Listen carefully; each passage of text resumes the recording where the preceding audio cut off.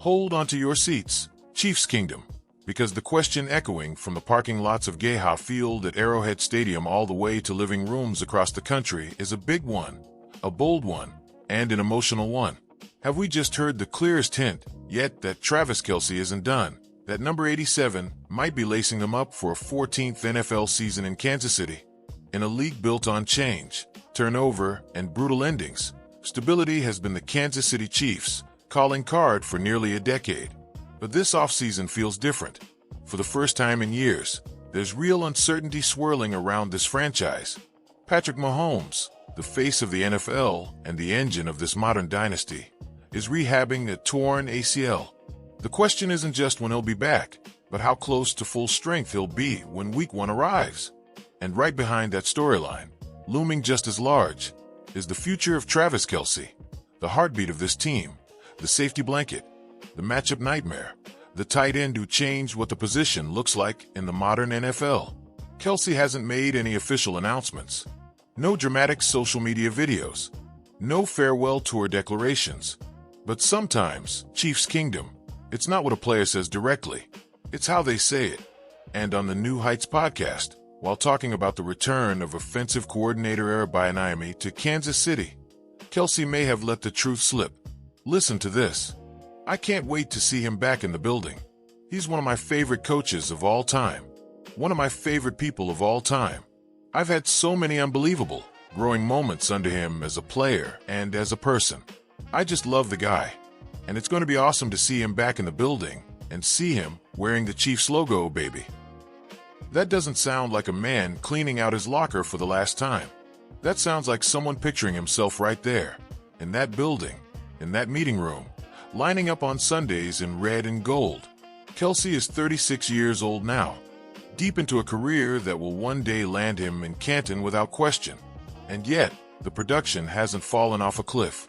In the 2025-26 season, he pulled in 76 receptions for 851 yards and 5 touchdowns. Those aren't vintage peak Kelce numbers, but in a year where the Chiefs stumbled to a shocking 6-11 record and missed the playoffs, they mattered. They mattered a lot. He was still the reliable third down option, still the red zone chess piece, still the guy defensive coordinators circled in thick red marker every single week. And let's be real, going 6-11 hurts. Missing the playoffs hurts more. This is a franchise that won Super Bowls in the 1969 season, then waited half a century before hoisting the Lombardi again in 2020.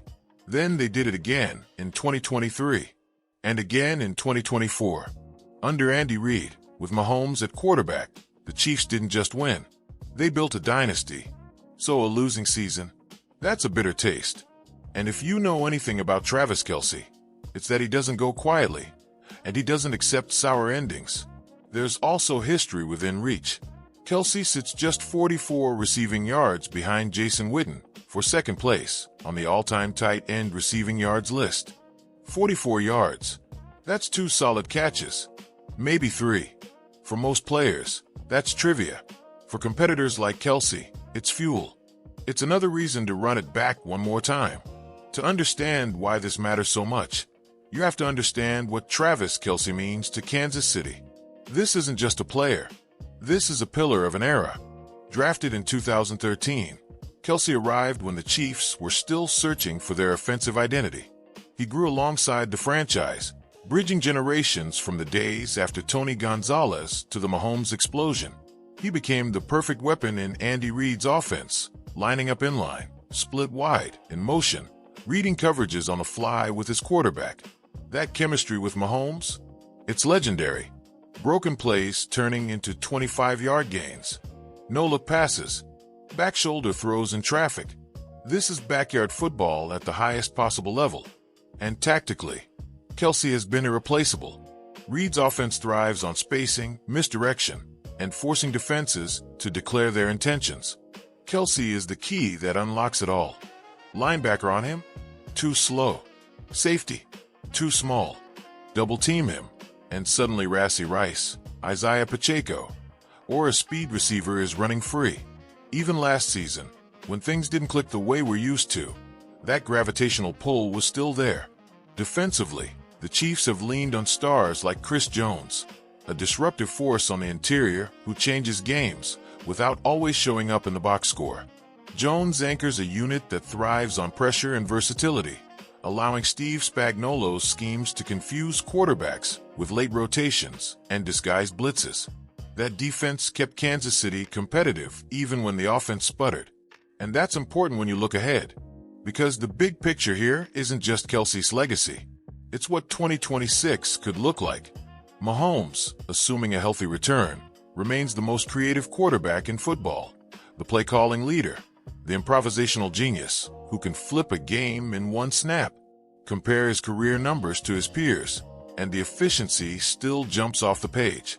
Touchdown to interception ratio, playoff passer rating, fourth quarter comebacks. Even with injuries and roster turnover, he's the standard. Add Kelce back into that mix, with Bieniemy calling plays again, and suddenly optimism creeps back in. Bieniemy knows how to maximize Kelce's skill set. He knows how to stress defenses horizontally and vertically. Former players around the league have said his attention to detail is relentless. One anonymous AFC defensive coach told a fictional panel this week, "When Bieniemy's involved, you don't get a play off. Every snap has a counter, and Kelce is usually the answer."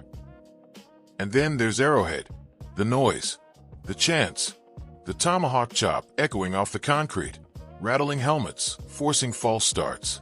It's not just a stadium. It's a weapon. Opposing quarterbacks talk about it like it's alive. Chiefs Kingdom shows up, whether the team is 13-4 or fighting through adversity. And players feel that. Kelce feels that. Walking away from that kind of energy isn't easy. Of course, nothing is guaranteed. Kelce is set to become a free agent after finishing the 2-year, $34.25 million extension he signed back in 2024. The front office has decisions to make: age, cap space, future planning. But this is where emotion meets strategy. Do you bet against one of the greatest to ever do it finding one more run? History says you shouldn't. Look around the league, and you'll hear opinions flying. A former tight end turned analyst said this week, if Kelce thinks Mahomes is coming back strong, he's not done. Not like this. Not after missing the playoffs. Fans echo the sentiment. One season ticket holder outside Arrowhead put it perfectly. "I don't care what the birth certificate says. When 87's on the field, we believe."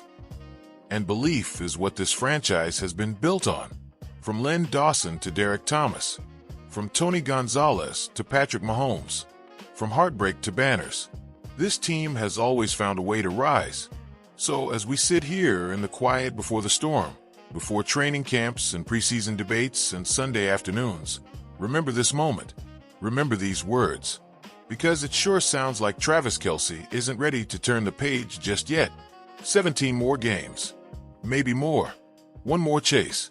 One more chance to remind the league who the Kansas City Chiefs are. This is the Chiefs we love. This is the Chiefs we know. Stay locked in, Chiefs Kingdom. This story is far from over. And if history has taught us anything, it's this. Count out Travis Kelce at your own risk.